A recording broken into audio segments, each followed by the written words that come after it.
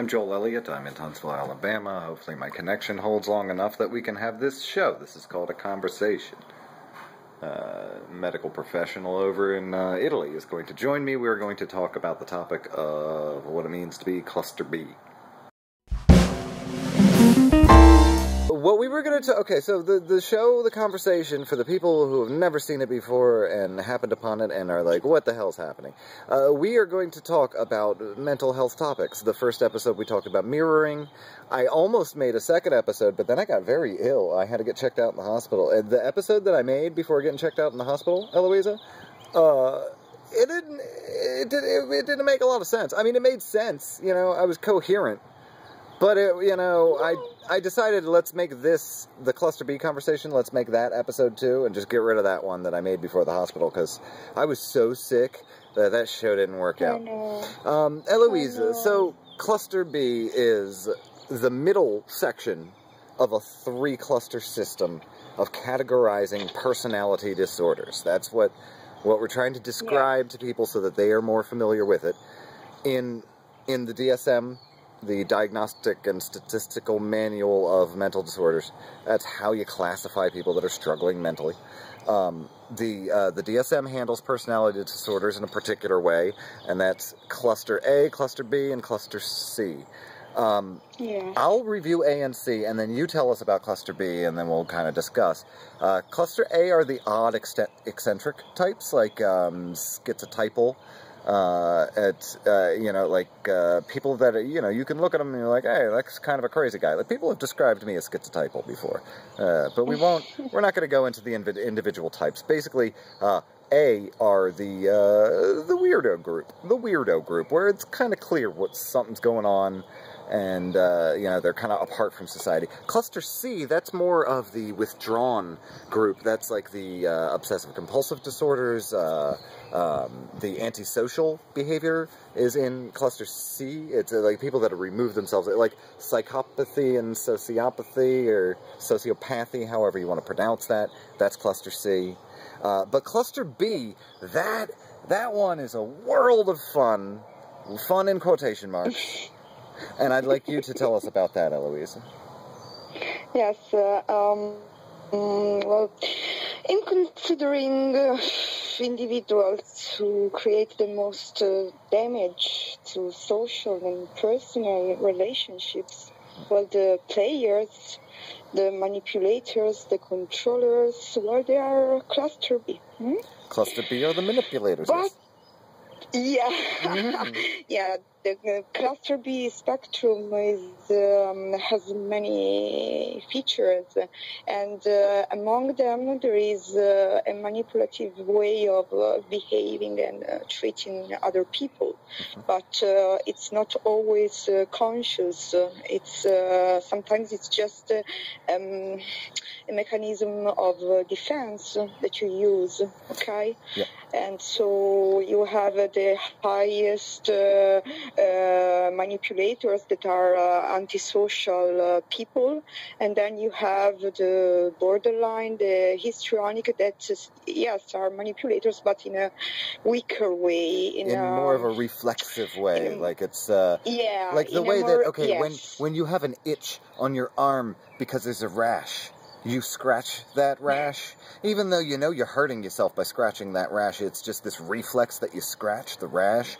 Borderlines are scratching like this emotional rash, and scratching that emotional rash ends up being, manipulating people in their life, or pushing them away, or having crisis behavior to try to connect with them, or it's like you can even be aware of it and have trouble controlling it. This is a very common situation, I think. Maybe the most common situation, because the control issue is a problem for Cluster B, because Cluster B don't recognize boundaries. This is the problem, because not having a fixed sense of themselves, they can't see boundaries. Okay, so this makes a lot of trouble painful for them. This causes a lot of sufferings for cluster B people. And boundaries, when people hear it medically or in a medical context, boundaries just means, you know, the system of code by which you want to be treated. It's you know, like if somebody treats you in a way that you do not wish, that's them crossing your boundary, and that is it. Boundaries. Just to demystify that for people, you know. Yes, boundaries are the way people defend themselves from other people in a healthy way. Right. Okay, right. But this is because normal people knows who he is or who she is. Okay, while cluster B don't have identity issues, so you can't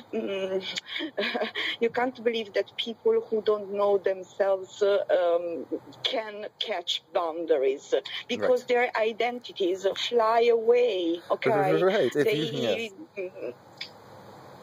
Like a soul.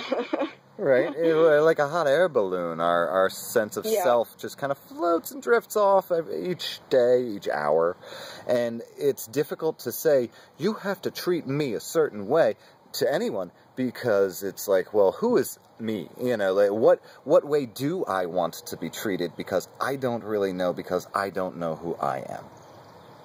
Yes. This is the core of the problem. This is the core of the problem. Then there is dissociation, denial, splitting, my goodness, thinking, Eloisa, acting out. I think you have seen the splitting that I do. I sometimes become the Russian man if I am feeling especially dark or nihilistic in a day. I am like, maybe I should speak as the Russian. Maybe I should be Dmitri right now because I feel like Dmitri. I feel like the world is crap and we will all die alone. And I am dying alone in the deep south of the United States of America. How did this happen? Yeah, splitting is fun. Maybe we should talk about splitting in the next episode. You want to do that? That would be fun. Oh God, we could have fun with that. Great. But yeah, the whole point of the show is that we talk honestly, openly about what we know about personality disorders, about mental health in general. And if people want to watch that and they want to get more familiar with mental health, well, wouldn't that be great? Because they'd start treating each other a little better, wouldn't they? Yes, I hope so. I mean, we're not going to change the world, but maybe a couple of people. Maybe a couple of people will not be, you know. It could be enough. Could be enough. This could cascade. We could end up finding a utopian society, hon. We are humble. Look what we did. We are humble, Joe. Very humble people. We're very humble people, and we're going to change the world. Attention whores, but very humble. Very humble attention whores. You are correct. Oh, God. For everything you can say about a borderline, the opposite is also true. That's a quote from somebody. That is a quote from somebody about the disorder. That's true. Oxymoron. But yeah, again, the recap on Cluster B, that's the borderlines, the histrionics, which are like the Miley Cyrus types, the acting out types, you know, the Kanye Wests. Borderlines are the drama queens, you know, everything's a crisis. The narcissists, oh, you know about narcissists, I know you do. Clinically, when they're clinical, that's a whole separate matter, but what else is in there? There's a fourth one in there. Histrionic, borderline, narcissism. Antisocial, is that B or is that C? No, it's B. It's cluster B. They're in the B? Please. Okay. They're in the B cluster. Yes. Never mind what I said before. You weren't listening. Be honest with me. You weren't listening. Psychopaths are in cluster B. Hannibal Lecter is a cluster, He's a cluster B. Oh, God. Yes. Well, we got to watch where we are in the cluster B because, you know, for the most part, people think we're nice people. It's because they don't know us well enough. And when they get to know us well enough, they tend to back away.